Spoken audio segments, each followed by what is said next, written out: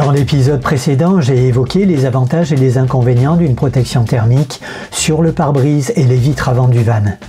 J'ai présenté les fournitures nécessaires avant de me lancer dans la réalisation d'un gabarit en 3 parties avec rabat central. J'ai pu en vérifier l'installation, effectuer quelques retouches et il est temps maintenant de passer sur la machine à coudre pour la réalisation de la version finale. Concernant le choix de l'isolant, alors là il y a vraiment une pléthore de solutions et les prix malheureusement peuvent monter vraiment très vite, très rapidement, notamment en fonction du nombre de couches. Pour les produits standards, Soplair opte pour du 6 couches. Moi j'ai choisi du 5 couches, donc on n'est pas très loin du compte. Et en plus, c'est un produit français, Cocorico. Ayant calculé mes besoins par avance, j'ai opté pour un rouleau qui fait 1,50 de large par 5,40 de long. J'espère que ça va suffire. Il est donné sur le papier pour une épaisseur de plus ou moins 10 mm, mais franchement, quand je le mesure, il est plutôt proche des 2 mm. Il est donc très fin, très souple, très malléable, donc ça devrait être plutôt pas mal pour le pliage. Les 5 couches se composent de 3 films métallisés, d'une mousse de polyéthylène et d'une ouate polyester. On utilise généralement ces produits pour isoler les maisons, notamment les toitures, et ce qui est bien, c'est qu'il va protéger de la chaleur en été, mais également du froid en hiver. Bon, forcément, en termes d'écologie, je pense pas que ce soit le produit le plus neutre à fabriquer, mais si vous avez éventuellement une alternative en tête qui peut résister aux conditions extérieures, n'hésitez pas à me le mettre en commentaire. J'avais envisagé de fabriquer une protection thermique en bois de palette. Ouais, c'est un peu compliqué quand même, hein, avec des petites choses qui se roulent comme ça. Au niveau du pliage, c'est compliqué. Même si j'ai décidé de mettre le produit en sandwich dans du tissu imperméable, il faut savoir que l'isolant est hydrophobe. Donc de toute façon, il ne va pas se dégrader si toutefois il venait à recevoir de l'eau directement dessus. Bon à savoir également, il n'attire pas les rongeurs. En principe, il ne va pas se tasser dans le temps et c'est à la fois un isolant thermique et phonique. Et franchement, il va falloir que je me fasse embaucher comme commercial là-bas. Pour terminer, il est précousu tous les 30 cm.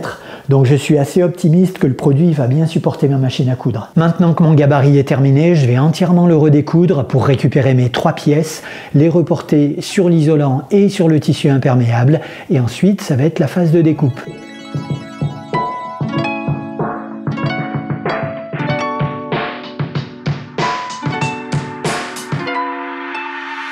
J'ai fini de découper l'isolant, mais avant de reporter mes gabarits sur le tissu, je vais vérifier 2 choses. Déjà la première chose, est-ce que le tissu est bien imperméable? Et ensuite, est-ce qu'il y a 2 faces différentes? En tous les cas, visuellement, c'est vraiment difficile de se déterminer. Les 2 faces se ressemblent beaucoup. Je viens déposer un petit peu d'eau sur une face. Et il est vraiment bien clair que ça passe pas au travers. Ouais, c'est impressionnant. Je vais faire exactement la même chose maintenant de l'autre côté, sur la face opposée. Et on va voir ce que ça donne. Voyons voir ça. Là, j'ai l'impression que l'eau, elle a un petit peu plus tendance à s'imprégner là de ce côté-là. Ouais, on le voit clairement. Donc il y a bien 2 faces différentes. Et bien, conclusion, quand je vais reporter mes gabarits sur les tissus, va falloir que je fasse très attention au sens dans lequel je pose mon tissu. Parce que l'idéal, ce serait d'avoir mon isolant pris en sandwich au milieu par 2 tissus imperméables, sachant que les faces imperméables doivent bien rester à l'extérieur. Bon, je sais pas si vraiment j'ai été très clair dans mes explications, mais en fait, en tous les cas, moi je me comprends. Ok, bon, je vous explique avec des chutes, ce sera sûrement beaucoup plus clair. Je vais reporter une première fois mon gabarit sur le côté imperméable qui constituera l'extérieur du Soplair. Par contre, pour la deuxième découpe, je vais reporter mon gabarit sur le côté non imperméable. Ce qui fait que lorsque je vais piéger mon isolant en sandwich entre les 2 couches de tissu, j'aurai mon extérieur qui aura bien une face ici extérieure imperméable et la face intérieure sera imperméable également.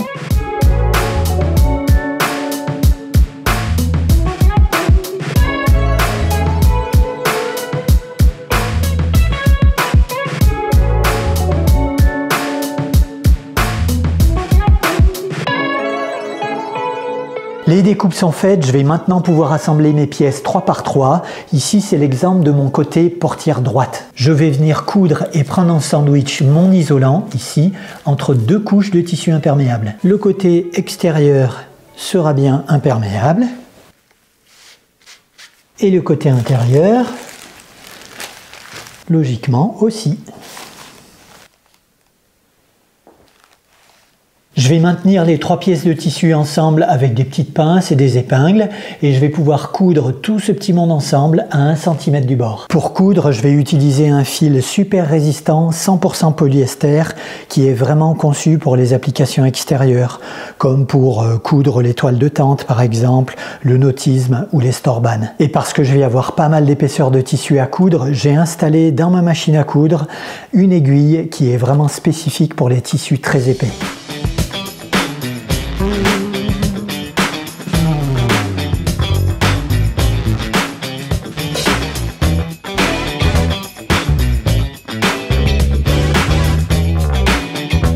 Je vais m'occuper maintenant de préparer les soufflets pour les portières et pour ça, pour que ce soit plus résistant, je vais doubler l'épaisseur du tissu. Concernant le fer, pour repasser, il faut bien le laisser sur la position 1 avec du polyester parce que sinon, voilà ce qui arrive.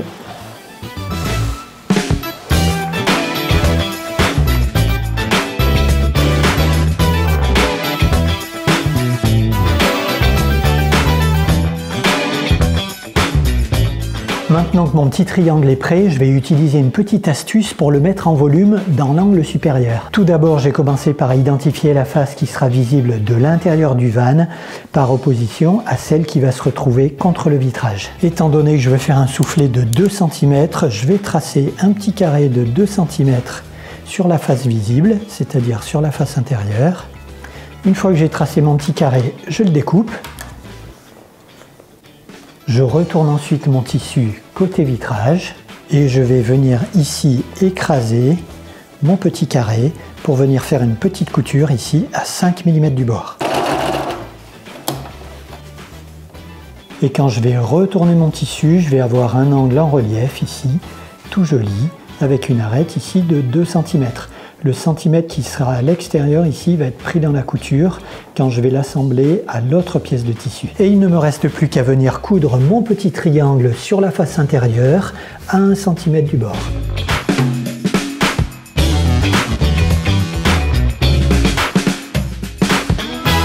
Et au final, ça nous donne un joli petit soufflet de toute beauté.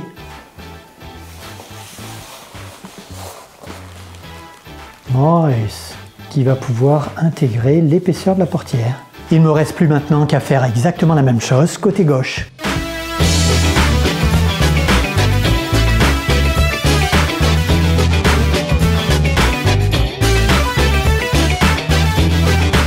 Les 2 soufflets, ça c'est fait, mais j'ai encore une petite chose à faire avant l'assemblage final, c'est de coudre mes scratchs. Sur le velcro, il y a 2 parties. La partie crochet et la partie velours. Je vais coudre le velcro tout autour en me tenant à 15 mm du bord parce que cette partie-là sera recouverte à terme par le biais.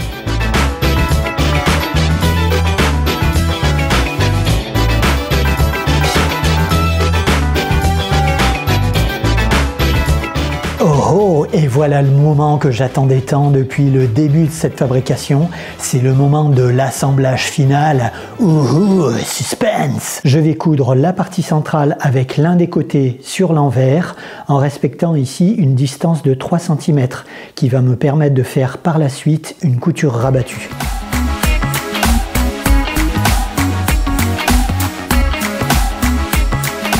Lorsque je retourne, ça me fait une liaison absolument toute belle entre mes 2 pièces ici qui sont bien alignées. Et je vais pouvoir ici venir me libérer, faire une petite découpe ici, angle droit sur la pointe. Je vais ensuite venir retourner ma pièce et je vais venir découdre ici la couture qui est juste à l'extérieur, ce qui va me permettre de l'ouvrir et de découper l'isolant qui est à l'intérieur. Ça va me permettre de gagner un petit peu en épaisseur. Je viens de couper l'isolant qui se trouve à l'intérieur, je vais même me débarrasser de cette épaisseur de tissu. C'est juste pour qu'on ait quelque chose d'un petit peu moins épais par la suite. Voilà, je me retrouve avec entre guillemets une seule épaisseur de tissu à l'extérieur. Donc j'ai ici 1 cm, ici 3 cm. Alors l'idée, ça va être de replier une première fois comme ceci, puis une deuxième fois et de venir coudre ici au plus près pour avoir une toute belle finition. Mais avant de coudre, je prévoirais bien de renvoyer, de replaquer tout ce petit monde sur la partie centrale pour que ma couture se fasse sur la partie centrale.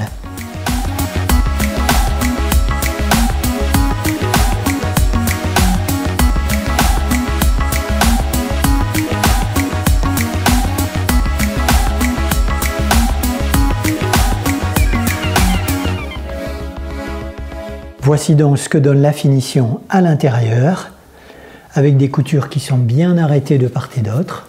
Et voilà ce que va donner la finition de l'autre côté, à l'extérieur, avec 2 coutures assez proches. Ça y est, je viens de terminer le plus difficile, c'est-à-dire de faire mes coutures gauche et droite, et ma protection thermique maintenant est entièrement assemblée.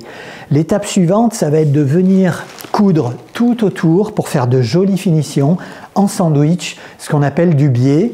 Et pour ça, je vais utiliser le même tissu, du tissu imperméable, mais un petit peu plus sombre. Comme ça, ça va me permettre d'absorber un petit peu la couleur du fil. Le biais, ça peut s'acheter tout fait, mais ça coûte vraiment très cher. Et par rapport à ce que j'ai estimé de mes besoins, c'est-à-dire environ 10 mètres, ça ferait littéralement exploser le budget. Donc, j'ai décidé de me le fabriquer avec un petit appareil que je me suis acheté qui s'appelle un appareil à biais.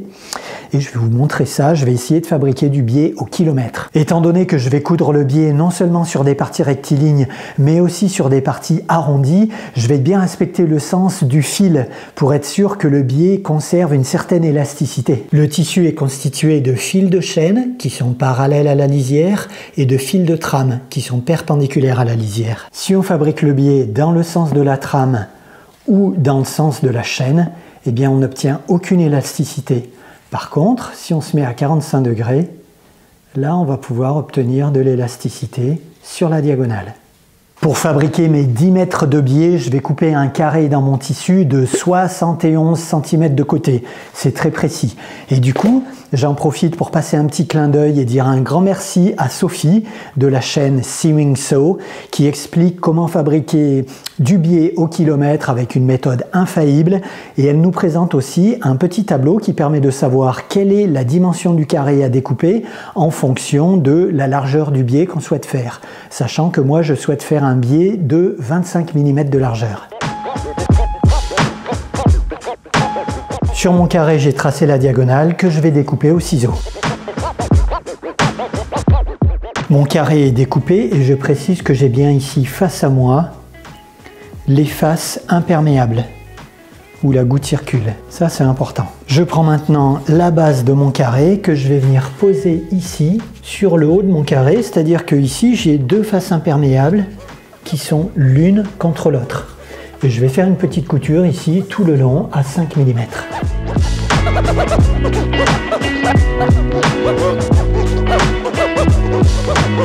Et ça commence à prendre forme parce que quand je vais ouvrir tout ça, je vais me retrouver avec un grand bout de tissu qui a de la souplesse. On est bien dans le biais.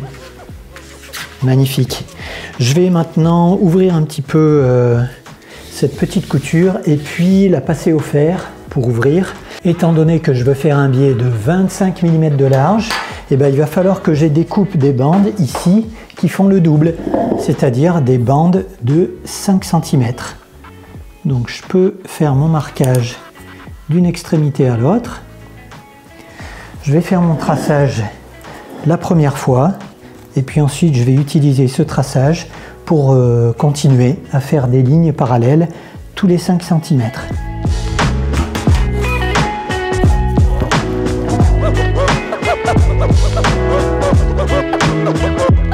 Maintenant que le traçage est fait, je me remets sur l'endroit. Je vais replier ça sur ma couture centrale et je vais voir ici mes tracés se correspondre. Beauty! Je vais les épingler et les coudre ici ensemble, mais en me décalant, alors vers le haut ou vers le bas comme on le souhaite, mais en me décalant d'un cran ici. Et je vais faire en sorte de bien épingler ça pour qu'une fois que j'aurai cousu, ici on va coudre à 5 mm du bord. Une fois que c'est cousu, on va être sûr que les traits soient bien alignés. Pour épingler soigneusement, la petite astuce consiste à se tenir à 5 mm du bord. Voilà, maintenant que tout ça c'est fait, je vais faire une couture à 5 mm sur toute la longueur.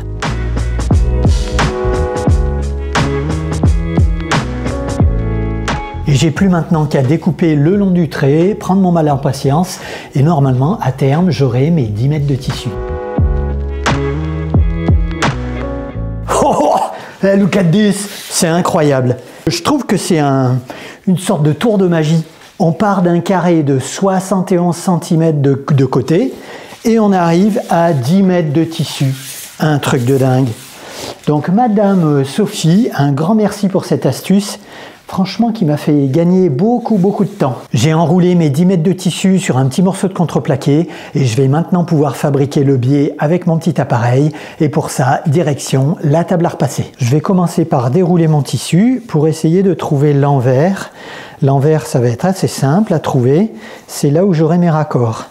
Ici, par exemple, j'ai un raccord, c'est l'envers de mon tissu, et l'endroit, ici, ce sera la partie imperméable. Je vais maintenant insérer l'envers de mon tissu à l'arrière de la machine. Voilà, le tissu glisse assez bien, je peux le récupérer sur l'avant, et magica magique, quand je vais regarder ici sur l'avant, je vais trouver un joli pliage. Je vais donc progresser ici vers l'arrière, je vais tirer sur ma machine et à chaque fois je vais avoir un joli pli qui se fait que je vais aplatir ici avec mon fer à repasser. Je mettrai une petite épingle ici pour le maintenir et au fur et à mesure je vais pouvoir passer mon fer.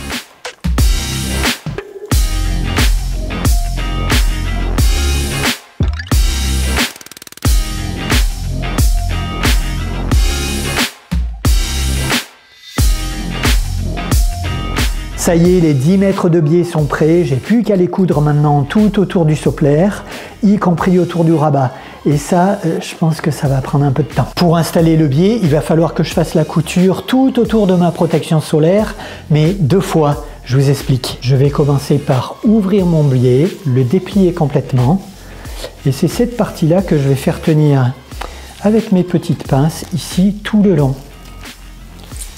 Voilà, je vais faire ça rapidement pour le début. Et je vais venir piquer ici, à l'intérieur, pile poil sur la pliure. Je vais faire ça tout autour en progressant petit à petit avec les arrondis, etc. Et ensuite, je pourrai venir faire ma deuxième couture qui sera lorsqu'elle sera repliée de l'autre côté. Mais là, je vous montrerai. À chaque fois que je vais arriver sur un virage, comme ici, je vais attacher ça plutôt avec de petites épingles. Et étant donné que mon biais a de la souplesse, je vais pouvoir lui faire suivre l'arrondi. Je vais épingler ici progressivement en faisant tourner mon tissu. Et c'est bien évidemment les parties arrondies qui vont me prendre le plus de temps parce que les parties rectilignes, ça va très vite.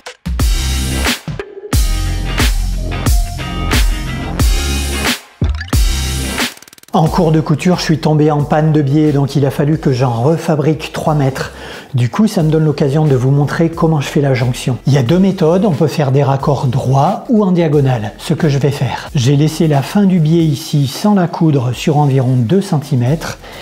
Et pour l'autre extrémité, je l'ai également coupé en biais, comme ceci. En principe, ça va s'adapter comme ça. La seule chose que je vais faire, c'est les assembler toutes les deux comme ça. Voilà ce que ça donne une fois épinglé. La petite astuce, c'est que je laisse ici un débord de chaque côté de 2,5 cm. Et je vais ensuite pouvoir faire ma couture ici à 1 cm du bord.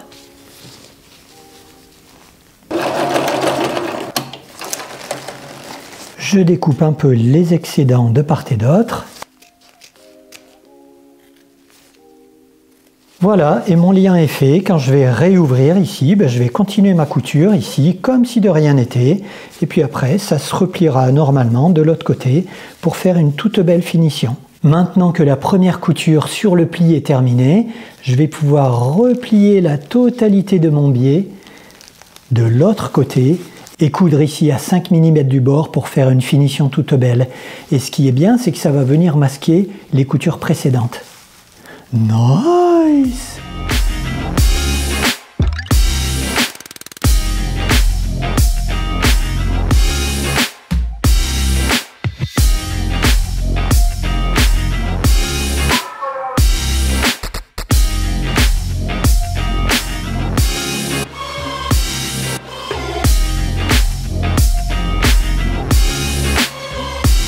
Et voilà ce qui donne au final une finition toute belle des deux côtés. Bon, la couture, ça c'est fait, ça a été tout de même un peu chronophage. Il me reste plus maintenant qu'à aller tester la protection thermique en conditions réelles. Bon, maintenant qu'il est fabriqué ce Soplair, je vous montre exactement comment je l'installe et puis aussi où est-ce que je vais le stocker dans le van. Lorsqu'il sera bien sec, le Soplair trouvera sa place naturellement dans l'espace qui se trouve sous la banquette ou alors dans un des coffres qui se trouve à l'arrière, au niveau de la penderie. Pour l'installation, ça va être hyper rapide. Je commencerai par le déplier ici, directement sur le capot. Voilà, en l'orientant comme il faut. Ensuite, je viendrai installer d'abord le côté passager. Je vais ouvrir la portière pour installer le soufflet. Voilà, installer mes petites oreilles pour le rétroviseur. Ensuite, ouverture du scratch pour se donner un petit peu d'aisance à l'ouverture. J'ouvre la portière passager. Voilà, j'enfile mon soufflet. Et j'ai plus ensuite qu'à remettre mon scratch. C'est vraiment extrêmement rapide. Et pour le rangement, j'aurais plus qu'à faire toutes ces opérations-là en sens inverse. Alors juste petit détail concernant la couleur, le joli gris que j'ai choisi là, j'imagine bien qu'il ne va pas rester là éternellement et qu'il va au fur et à mesure se fader un petit peu avec les agressions du soleil. Mais c'est la vie, faut que ça vive. Et à l'intérieur, même en pleine journée, c'est assez efficace, c'est quasiment le noir complet. Et je teste maintenant l'ouverture centrale. Ça aussi c'est impressionnant, ça se fait vraiment très rapidement. Voilà, je vais aller voir ce que ça donne à l'intérieur. Une fois ouvert, c'est vraiment très bien, ça conserve quasiment toute la vue sur l'avant. J'ai déjà fait un test passer la nuit sans le Soplair et j'ai constaté qu'il y avait pas mal de condensation. Alors volontairement cette nuit j'ai dormi sans installer le Soplair. Il a fait un petit 7 degrés ce matin au réveil. Il y a un taux d'humidité incroyable, on est quasiment à 100%. Il a plu quasiment toute la journée hier. C'est très humide. J'ai dormi dans un endroit super calme, sur le bord du lac d'Ourtin, bercé par le cri des chouettes comme j'aime. Quasiment toute la nuit, elles ont chanté toute la nuit, j'adore ça. Et franchement, il y a eu quasiment presque pas du tout de passage. J'ai très bien dormi. Donc la nuit, en fait, ce que je fais, c'est que je laisse le chauffage. Mon petit chauffage Eberspecher, je le laisse à environ 15 degrés. J'ai une grosse couette d'hiver avec un petit plaid par-dessus. Et franchement, j'ai ni trop chaud ni trop froid. C'est impeccable. Donc là, je vois que ce matin, il y a vraiment beaucoup de buée sur le pare-brise, sur ma petite fenêtre fixe aussi au niveau du toit relevable. Donc il y a vraiment beaucoup d'humidité partout. Donc la nuit prochaine, je vais essayer d'installer mon Soplair, je vais peut-être changer de secteur et du coup ça va me permettre de comparer, voir si j'ai un petit peu moins de buée. Donc cette nuit, je vais cette fois-ci le laisser installer et on va voir ce que ça donne demain au petit matin. D'autant plus que demain matin, ils annoncent de la pluie, donc je vais pouvoir constater le côté déperlant du tissu imperméable. Bon, la nuit s'est bien passée, sachant qu'il a plu quasiment sans discontinuer jusqu'au petit réveil. Et au niveau de la buée intérieure, ça c'est vraiment efficace. Il n'y a plus de buée à l'intérieur, ni sur le pare-brise, ni sur les vitres latérales. Alors je vais aller jeter un petit coup d'œil à l'extérieur. Et là, effectivement, je vais me rendre compte que bon, il y a un côté déperlant, mais du coup, le Soplair, il est complètement trempé. Donc là, effectivement, au niveau du rangement, c'est là où ça devient un petit peu compliqué parce qu'il faut bien le secouer. Et puis, il faut trouver un moment dans la journée où on est capable de le faire sécher, profiter d'un petit rayon de soleil à un moment donné. Et puis, quand on le stocke dans le van, eh ben, il faut le mettre dans un endroit qui ne craint pas trop. Donc, quand il est mouillé, je pense qu'à mon niveau, je le stockerai au sol, côté passager. Et puis, c'est peut-être intéressant, tant que le Soplair est à l'extérieur, de lui donner un petit coup d'éponge pour accélérer et faciliter le séchage. Voilà, vite fait. Mais globalement, je suis vraiment content de cette protection thermique. Et puis, il y a une petite chose à laquelle je n'avais pas pensé, c'est que, en fait, en plus de ça, il y a une protection au niveau phonique. Notamment, quand il y a des gouttes qui tombent, ça fait moins de bruit sur le pare-brise. Je vous laisse, comme d'habitude, ici le détail de ce que j'ai dépensé pour fabriquer la protection thermique, sachant que, grosso modo, il y en a pour 115 € pour un achat neuf à 235. Donc, je suis assez content d'avoir réalisé une économie de 50%. Et au fait, tout le monde n'a pas une machine à coudre et tout le monde ne sait pas s'en servir. Donc si vous connaissez quelqu'un ou quelqu'une qui a une bonne machine avec quelques compétences, il faut déléguer. Déléguer dans la vie, il n'y a que ça de vrai. Avant de clôturer cette vidéo, j'évoque quelques pistes d'amélioration possibles. Parce que si je devais refaire la protection thermique, je la ferais peut-être un petit peu différemment. Le rabat central, tout d'abord, il est facultatif. Donc ne pas le faire, c'est gagner du temps et de l'argent, puisqu'il n'y a pas besoin de mettre des scratchs, etc. Par contre, il faut bien vérifier avec le gabarit, avant de tout coudre, que c'est bien possible de le fermer. Parce que par exemple, moi quand j'ai fait le gabarit, ça se fermait très bien, mais je me rends compte ici qu'une fois que tout est cousu, ça se monte un petit peu moins bien si on n'ouvre pas. Deuxième amélioration possible, c'est de coudre ici sur l'envers de chaque côté du rétroviseur des œillets.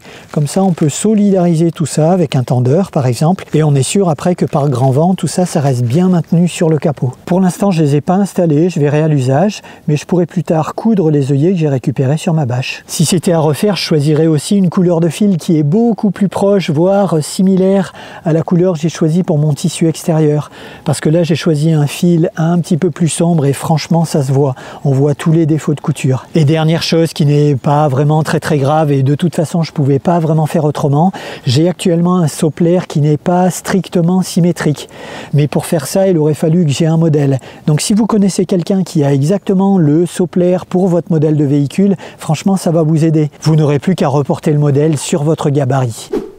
Le temps est venu pour moi de clôturer cette vidéo, je lirai vos commentaires, j'y répondrai avec plaisir. Les petits pouces, ça fait toujours plaisir. Si vous découvrez la chaîne, je vous souhaite bienvenue. Abonnez-vous si ce n'est pas déjà fait, activez la petite cloche, comme ça vous serez tenu au courant de tous les nouveaux épisodes qui sortent. Je vous dis à très bientôt pour la suite de l'aménagement de Manuka, parce que contrairement aux apparences, c'est pas encore fini. J'ai encore des dossiers importants à gérer, donc je vous dis à très bientôt, et surtout, n'oubliez pas de kiffer la life. Talk soon!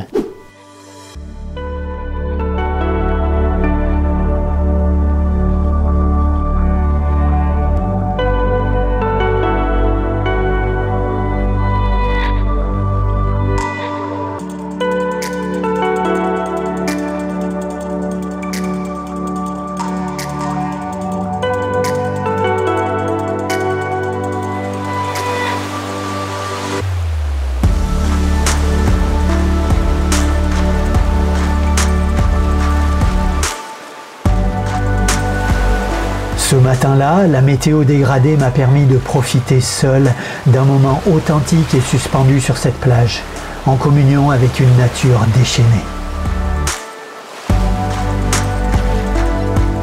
Ce sont ces instants qui me font apprécier la côte atlantique, qui offre un décor privilégié que l'on ne peut apprécier qu'hors saison.